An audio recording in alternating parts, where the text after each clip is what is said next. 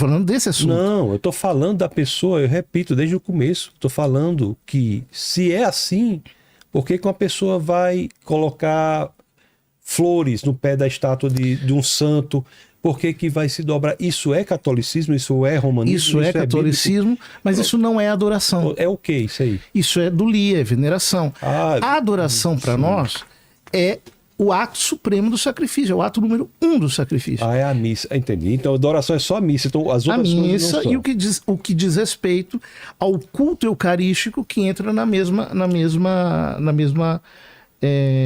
dimensão. Existem algumas situações, né? Romanos 3:23, que diz: porque todos pecaram e destituídos estão da glória de Deus.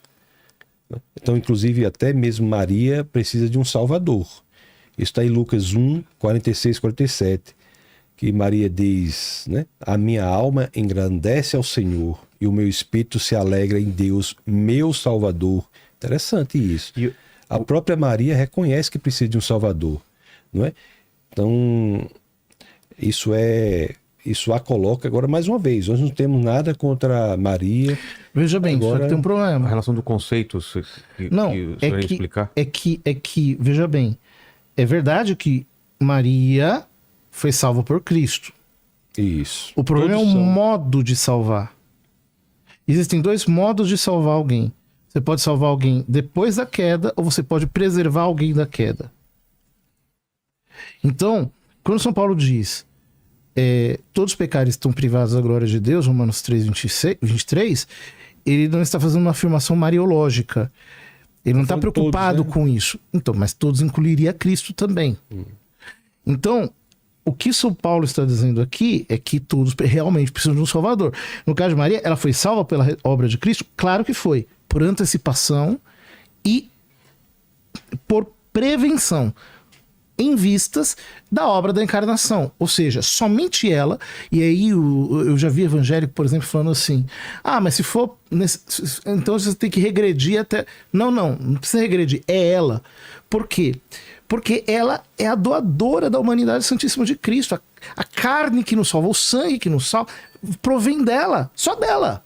Aí, uma distinção que há muito grande... A humanidade de Cristo não é pré-fabricada.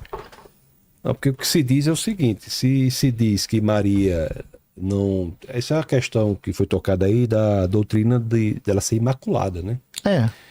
Essa é outra coisa, né? Que diz que não tem nada a ver nem com salvação, assim, mas pelo fato de não ter pecados. Mas é isso. Porque diz: se alguém nascer sem pecados, segundo alguns católicos dizem, para alguém nascer sem pecado tem que nascer de uma pessoa sem pecados. Aí Maria, alguns católicos dizem. Eu já demonstrei isso dizendo o seguinte. Aí alguns católicos, acho que eu só falar um.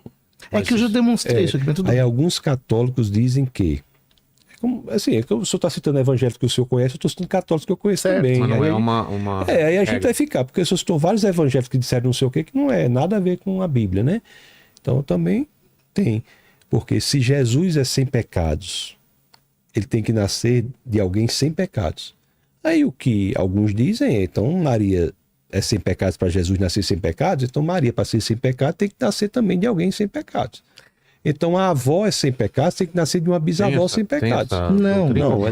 Isso aí eles não defendem, mas tem católicos que dizem isso. Isso, na verdade, parece muito mais na boca dos evangélicos do que dos católicos. O que acontece é o seguinte: o problema não é nascer de alguém sem pecado. Jesus não apenas nasceu de Maria. A humanidade santíssima dele foi feito dela. Ou seja, você é salvo pelo sangue de Cristo. Mas a gente é salvo porque Jesus, com seu corpo, morreu na cruz. A sua humanidade. Então, a única pessoa que... Veja bem, a humanidade de Cristo ela não foi pré-fabricada.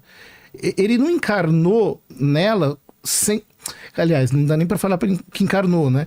Se eu disser que a humanidade dele existia antes, uma pré-existência da humanidade, e aí foi colocado dentro dela já como homem, não tem encarnação. Então a encarnação pressupõe que ele tomou a humanidade dela. Ele nasceu dela mesmo. Ora, como é que a humanidade dele, oriunda dela, poderia nos salvar se a humanidade dela está em pecado?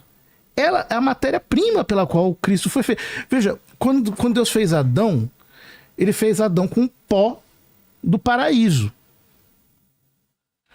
Quando Deus fez a humanidade de Cristo, ele não podia fazer a humanidade de Cristo de uma terra que não fosse virgem, pura, que não fosse paraíso também.